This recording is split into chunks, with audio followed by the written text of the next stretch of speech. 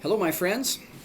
In this video, I'd like to give you a brief overview of these introductory chapters on interpersonal communication skills and hit what I saw as what I felt were some of the most important parts. You may have found things which you felt were important and which are applicable to you in your life and your workplace, and that's super fantastic. I just want to go through what I felt were some of the high points and things I don't want you to miss. First of all, it's all about context. Before you say anything to anybody, you must consider the when and the where. Sometimes we don't have control, especially in the workplace, over these things, but often we can choose when to communicate, and oftentimes the success of the whole transaction will be based on the setting and the timing that we choose to lay our traps. Second, we can't not communicate. If there's one thing I've learned, whether you say something or don't say something, whether you look away, look up, look down, whether you fold your arms or flip over tables or start screaming like a wild man, you are always communicating, whether you like it or not. Some message is always being broadcast, even if it's being interpreted and formulated inside someone else's head. Third, what is the purpose of communication? I read recently that all communication is about persuasion. You're always trying to persuade others to believe you or to accept your point of view or to change their behavior. I read somewhere else that communication really isn't persuasion. It's really all about conflict. Explaining ourselves, finding how we differ from others and our attitudes and feelings, and resolving the differences so we don't punch each other in the face. And I think to an extent both of those are true. And if we weren't different, if we didn't have some level of conflict or want to persuade others, we wouldn't need to communicate. Communication competence is a very important concept, and I encourage you to read carefully those sections in the textbook. Hopefully your competence will increase as you study and read and discuss and progress in Library 286. As your competence increases, so does your confidence. And as you'll read this week, oftentimes our whole view of an entire relationship can be rooted in your perception of the level of your communication competence. Now, just a word about diversity, since that comes up and it will continue to come up in several later chapters. Often we use this word, diversity, and it refers to other cultures or other ethnicities, or that's kind of how we perceive it. But don't forget that you can have a whole subculture, very diverse culture within the same organization. For example, in a library, maybe the technical services or cataloging sections, departments might be a whole different culture from circulation or reference or archives or web services. And let me tell you, getting all of those disparate groups together to communicate can be more difficult than you might think. In Chapter 1 of Myers and Anderson, we address the very basic factors of small group communication and how they interact to set the stage for how the group functions together. A group's size and its membership affect the communication climate and its level of interdependence.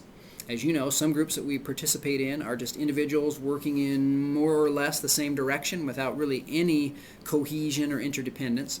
But some groups work together like a finely tuned machine, and it can really be a joy to be in such a group. For our groups in this class, the groups will be relatively small, maybe 3 to 4 people, depending on how many people watch this video and drop immediately. You have a task assigned, creating a training presentation, but there will also be many subtasks along the way that have to get accomplished in order to put the whole show together. Appropriate behaviors or norms will emerge and be accepted or possibly be rejected by group members, and all along the way you'll be engaging in different types of talk. Whether that's electronically or verbally. I encourage you to take careful notes as you go about the type of talk that emerges and the different communication. I'll be interested to hear all about it in your final group experience analysis paper. Now, when it comes to group work, people naturally experience apprehension. Most likely you felt some apprehension as soon as you heard me say that there was going to be group work this semester. Maybe you considered dropping the class. I'll confess that I felt some apprehension about telling you that there was group work in this class. Does that make that meta apprehension? Anyway, we tend to feel anxiety about how others will view us, about whether group members are going to be pulling their own weight, if we're going to have to do all the work ourselves, whether our communication style will mesh with the styles of others in the group. There are some great self-assessments in Chapter 3, and I encourage you to take a moment and fill them out, maybe see if you're argumentative or maybe aggressive, see how you rate on those scales.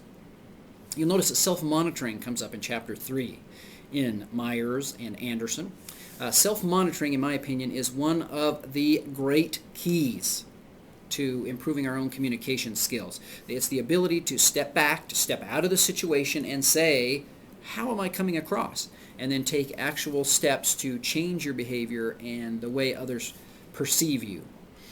Now, it's interesting to think of groups in terms of having a lifespan, but it's true. Usually the group is formed around some kind of a task, and in response to that task, alliances are formed.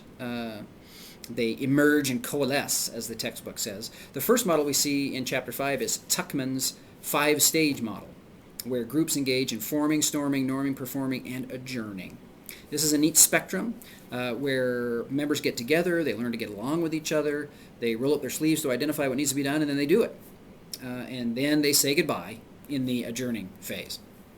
Adjourning always makes me sad. When I'm working in a group and things are going well, it's so very nice. And if you've had that experience, you know it's very nice. And you get to know and you even get to like your fellow group members. But after the task is accomplished, I'm always amazed at how we just go our separate ways. And that's that. I've been on many university committees, for example, and tackled difficult problems, spent a lot of time with these people. And it feels like you've bonded, but mysteriously when it's done, you just walk away.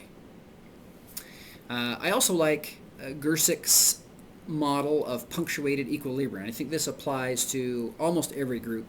In many ways, this can be about work life in general.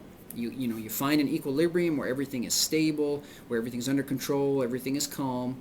But in that state, there's not much progress. Nothing really happens. Something or someone has to come in and shake things up, whether by introducing new ideas or new ways of doing things, and then the group coalesces again in the new environment, and then they continue to move forward and make progress. To some extent, groups go through all of the phases that are outlined in Chapter 5.